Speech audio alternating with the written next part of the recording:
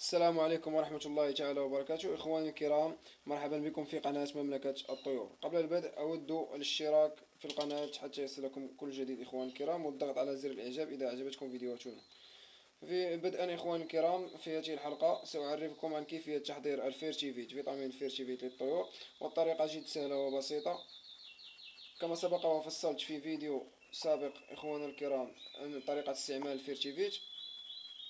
فيتامين الفيرتيفيت يكون مصحوب بهذه الملعقة إخواني الكرام التي تعادل 1 غرام.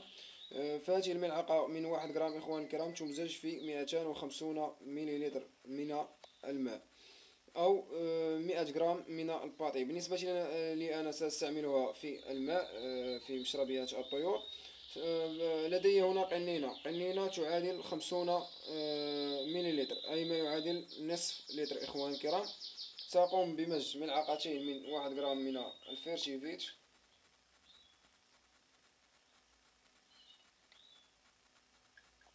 في هذه القنينة إخواني الكرام، ثم أقوم بالمزج،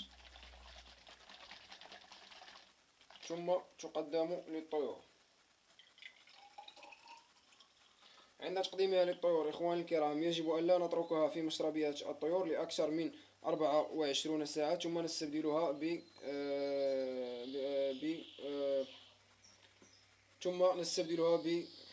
بماء آخر إخواني الكرام. يجب ألا يتجاوز ألا نترك مياه المستعملة مع خلطة الفيرتيفيت في مشربيات الطيور لأكثر من 24 ساعة، وذلك لعدة عوامل. لأن بوجود الضوء ونسبة الحرارة وتبدأ التفاعلات بين الفيتامين، وبالتالي يمكن أن يصبح ساما على الطيور. فأنصحكم إخواني الكرام باستبدال المياه 24 ساعة. نقوم باستبدالها بمستحضر آخر إخواننا الكرام.